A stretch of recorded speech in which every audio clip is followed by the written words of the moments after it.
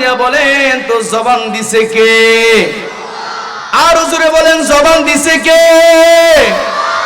যে আল্লাহ জবান দিল, আমার আল্লাহ না চাইতে এত দামি বাক শক্তি একটা জবান আমার আল্লাহ আমারে দিল।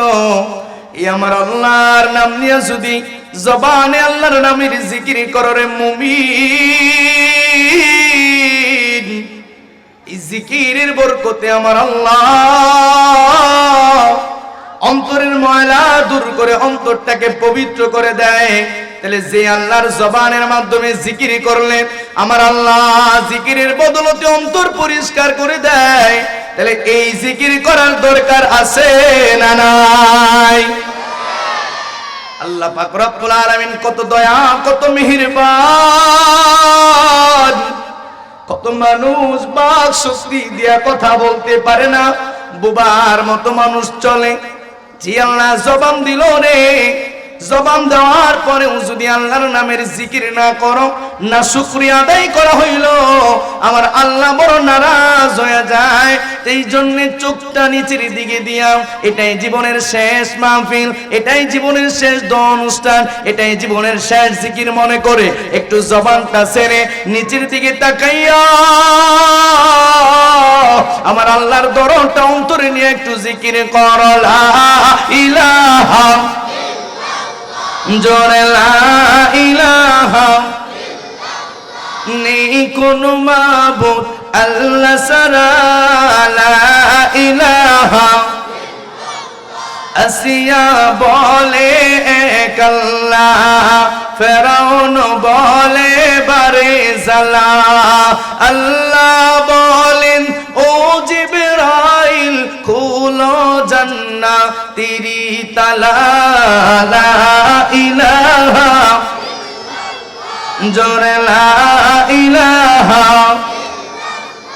আসমান জমিন গয়রুল্লাহ, বাজার মাজার গয়রুল্লাহ, লা ইলাহা লা ইলাহা ইল্লাল্লাহু মুহাম্মাদুর রাসূলুল্লাহ সাল্লাল্লাহু আলাইহি ওয়াসাল্লাম। রাহমাতুল লিল আলামিন নবী মুহাম্মদুর রাসূলুল্লাহ সাল্লাল্লাহু আলাইহি ওয়াসাল্লাম বললেন, মানুষগুলি এক জায়গায় বসিয়া এক আল্লাহ পাক রব্বুল আলামিনের গুণকীর্তন জিকির করে, কোরআনের বয়ান শুনে, কোরআনের তেলাওয়াত শুনে, যেই জায়গায় বসিয়া তাম পৃথিবীর ভিতরে শ্রেষ্ঠ মজলিস হলো ওই মজলিস। বুঝে থাকলে বলেন সুবহানাল্লাহ। তো এই নবী আলাইহিস সালাতু ওয়াস সালাম বলে, কোরআনের মজলিসের চারদিকে রহমতের ফেরেশতারা দাঁড়ায়া যায়, আল্লাহর আসমান পর্যন্ত, আরশে আজিম পর্যন্ত দাঁড়ায়া যায়। আল্লাহ পাক রব্বুল আলামিন জিগায়, কিরে রহমতের ফেরেশতারা, এই জায়গায় এত গুঞ্জন কেন, এত আওয়াজ? রহমতের ফেরেশতারা বলে, আল্লাহ আপনার কিছু রহমতের বান্দা বান্দিরা কোরআনের বয়ান শোনার জন্য মাহফিলে আসছে। আল্লাহ বলে, যেই বান্দা বান্দিগুলি আমাকে না দেখে জান্নাত জাহান্নাম না দেখা, আমি আল্লাহ পাক রব্বুল আলামিনের ভয়ে, জান্নাতের আশায় জাহান্নামের ভয়ে কোরআনের মজলিসে বয়ান শুনতে আসছে, ফেরেশতারা তোমরা সাক্ষী থাকো, যারা মজলিসে আসবে বসবে দোয়া পর্যন্ত থাকবে, আমি আল্লাহ তাদের জীবনের সগীরা গুনাহগুলি মাফ করে দিলাম। জোরে বলেন সুবহানাল্লাহ। এই মুমিন মুসলমান ঈমানের আওয়াজে বলেন না সুবহানাল্লাহ। আল্লাহ পাক রব্বুল আলামিনের কোরআনুল কারীমের ছোট্ট একখানা আয়াতের অর্ধেক তেলাওয়াত করেছি। আল্লাহ যদি আমাদেরকে চান তাহলে এই সামান্য কিছু আলোচনা করব, তবে মজলিসটা সুন্দর করার দরকার আছে না নাই? আরো জোরে কোন আছে না নাই? এখানে যারা বসে আছেন করজোরে আবদার, আপনারা দাঁড়ায় আছেন, আমার করজোরে আবেদন, আপনারা মেহেরবানি করে বসে আছেন, যেহেতু বসার জায়গা আছে, কতক্ষণ দাঁড়ায় থাকা যাবে? মেহেরবানি করে আসেন, বসেন, মুজমাটা সুন্দর করেন। প্রত্যেকটা জিনিসের একটা সৌন্দর্য আছে। যারা দাঁড়িয়ে আছেন মেহেরবানি করে করজোরে আবেদন আপনাদের কাছে, আসেন মজলিসে বসেন। কোরআন হাদিসের বয়ানের মধ্যে সামনে আসবেন, এলেম সিনা বো সিনা। নবী আলাইহিস সালাতু ওয়াস সালাম হযরত জিবরাইলের থেকে, জিবরাইল আসমানে ছিলেন আর নবী মাটিতে ছিলেন, এতটুকু দূরত্বে না, একদম খুব কাছাকাছি, এমন কাছাকাছি যে জিবরাইল আমিন আয়েশা নবী আলাইহিস সালাতু ওয়াস সালামকে বুকের মধ্যে ধরে চাপ দিছে, 3টা চাপ, ইকরা পড়েন, একদম খুব কাছাকাছি। এই জন্য কোরআনের মজলিসের কাছাকাছি আসতে হয়। আমরা তো বাউলদের মজলিসে খুব কাছাকাছি যাই, হ্যাঁ, পচা কিছু দেখার জন্য। আল্লাহ তাআলা আমাদের সকলকে বুঝদান করুন, যারা আসতেছে আল্লাহ তাআলা আরো সবাইকেই কাছে আয়েশা বসার তৌফিক দান করুন। মুহতারামান, আপনাদের সামনে কোরআনুল কারীমের একখানা আয়াত তেলাওয়াত করেছি। এই আয়াতকে সামনে রেখেই খুবই সংক্ষিপ্ত পরিসরে একটু আলোচনা করব। আল্লাহ তাআলা আমাদের সকলকেই তৌফিক দান করুন, বলেন আমিন। আল্লাহ পাক রব্বুল আলামিন কোরআনুল কারীমের বিভিন্ন জায়গায় বলছেন, আল্লাহ পাক রব্বুল আলামিন মানুষদেরকে ইবাদতের জন্যই বানাইছেন, শুধুমাত্র একমাত্র আল্লাহর ইবাদত। আল্লাহর ইবাদতের পরে আল্লাহর ইবাদতের সাথে আর কারোর ইবাদত শরীক করতে আল্লাহ নিষেধ করছেন, সাবধান বলছেন। আল্লাহ বলছেন, অকদা রব্বুকা আল্লা তা'বুদু ইল্লা ইয়াহু ওয়া বিল ওয়ালিদাইনি ইহসানা। আল্লাহ পাক রব্বুল আলামিন কোরআনুল কারীমের মধ্যে বললেন, তাম এই পৃথিবীর ভিতরে আমি আল্লাহ পাক রব্বুল আলামিনের ইবাদত ছাড়া আর কারোর ইবাদত করবা না। আমি আল্লাহর ইবাদতের পরে যাদের কথা মানবা, খেদমত করবা, যাদের কথা শুনবা, যাদের খেদমত করবা, যাদের কথা মানবা, ওরাই হলো তোমার মা এবং বাবা। আল্লাহর ইবাদতের পরে মা বাবার ইবাদতের কথা আল্লাহ নিজে কইছে। আল্লাহর ইবাদত করা যেমন ফরজ, মা বাবার কথা শোনা তেমন ফরজ। আল্লাহ পাক রব্বুল আলামিন কোরআনুল কারীমের মধ্যে মা বাবার খেদমতের কথা, মা বাবার কথা বললেন। চলেন আমরা নবীর হাদিসের মধ্যে যাই, তিরমিজি শরীফের হাদিস। নবী আলাইহিস সালাতু ওয়াস সালামের কাছে এক সাহাবী গিয়া নবীকে জিজ্ঞেস করে, ইয়া রাসূলুল্লাহ, ইয়া হাবিবাল্লাহ,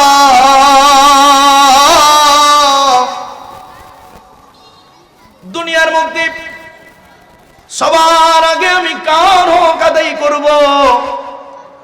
দয়াল নবী বললেন, যুবক, সর্বপ্রথম তুমি তোমার মার হক আদায় করো। সাহাবী বললেন, আমি দ্বিতীয়বার বললাম, ইয়া রাসূলুল্লাহ, ইয়া হাবিবাল্লাহ, এইবার আমি কার হক আদায় করব? দয়াল নবী বললেন, তোমার মা।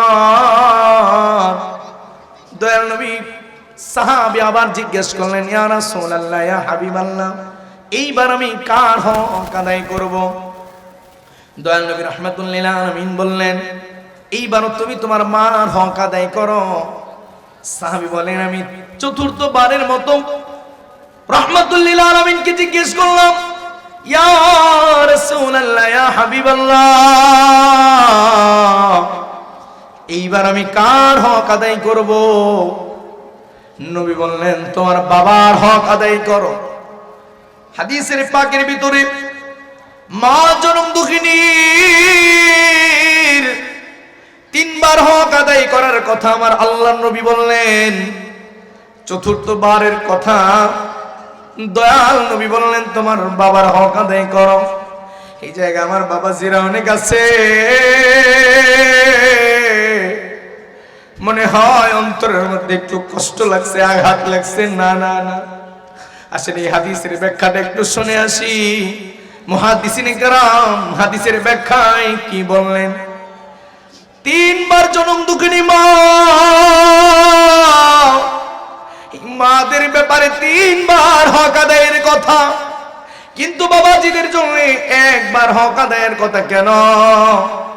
মুহাদ্দিসিনে কেরাম কিতাবের ভিতর লেখেন, মা জনম দুঃখিনীরা এমন 3টা কাজের সম্মুখীন হয়, এমন 3টা কর্ম সম্পাদন করে, এমন 3টা বিপদের সম্মুখীন হয়, কোনদিন কোন পুরুষ এই 3টা বিপদের সম্মুখীন হয় না। চলেন 1 নম্বরে আমরা যাই। তাম পৃথিবীর ভিতরে শুধুমাত্র মা জাতিরাই গর্ভের ভিতরে সন্তান ধারণ করতে পারে। সন্তান ধারণ করার ক্ষমতা, গর্ভধারণের ক্ষমতা একমাত্র শুধু জনম দুঃখিনী মা নারীদেরই আছে, আর কারোর নাই। কোনদিন কোন পুরুষে পেটের ভিতরে সন্তান ধারণ করার ক্ষমতা নাই। পেটের ভিতরে সন্তান ধারণ করার ক্ষমতাটা কত করছি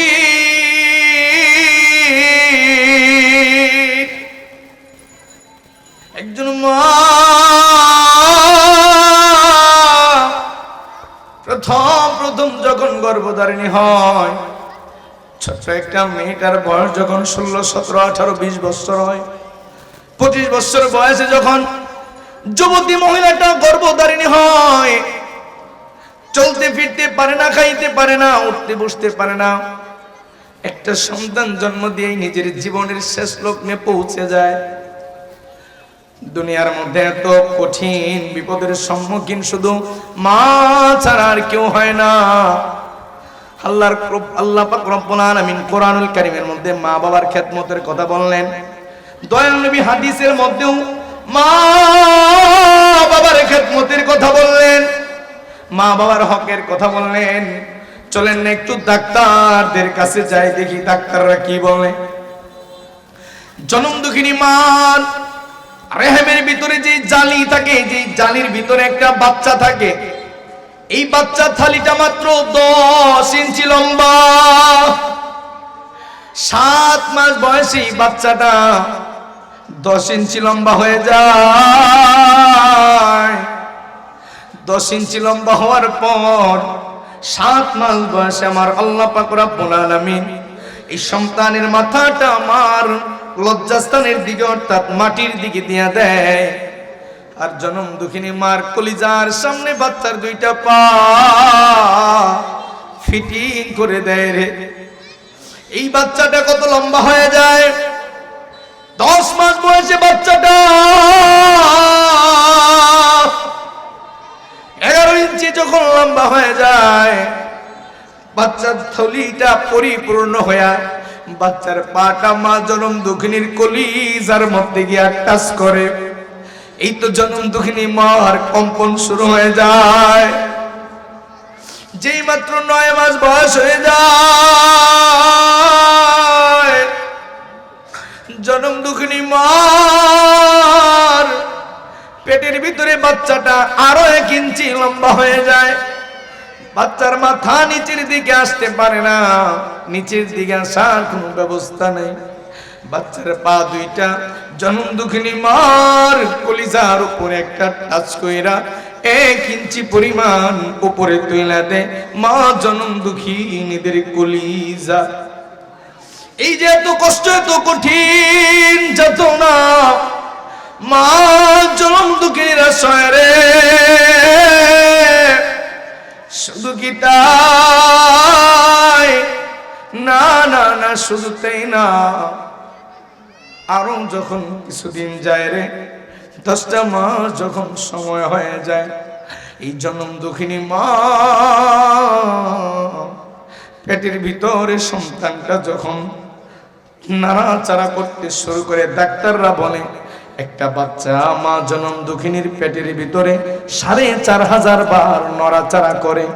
মার জনম দুঃখিনীর পেটের ভিতরে কলিজার মধ্যে লাথি দেয়।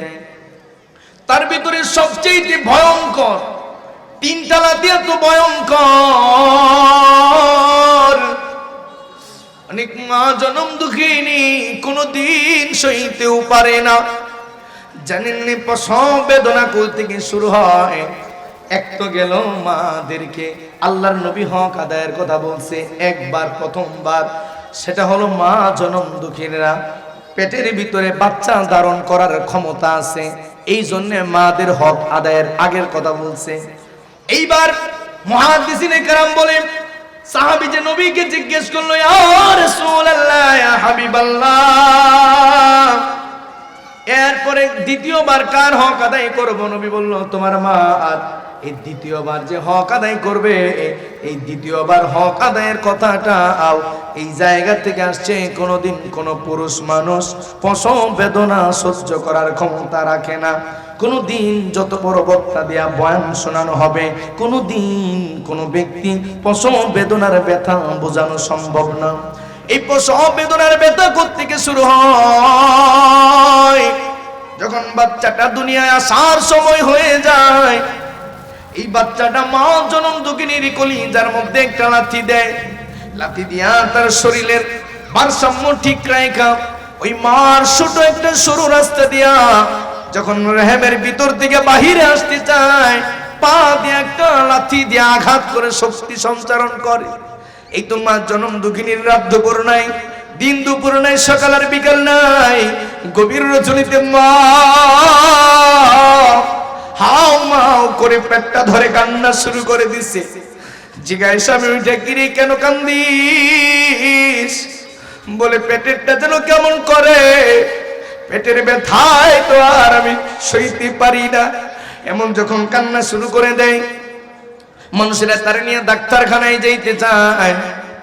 আবার যখন এই বাচ্চাটা দুনিয়ার ভিতর আসতে চায়, আর বাচ্চাটার মাথাটা মার শুরু রাস্তা দিয়ে আসতে চায় না,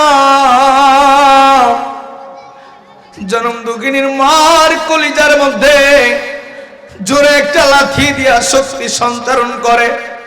এই তো বুঝি বাচ্চার মাথাটা মার রেহেম থেকে বাহিরে আসতে চায়, মা হাও মাও করে কাঁদতে চায়। পাড়াপড়শির মহিলারা মা জনম দুঃখিনীর মুখের মধ্যে হাত দেয়া বলে, কলঙ্কি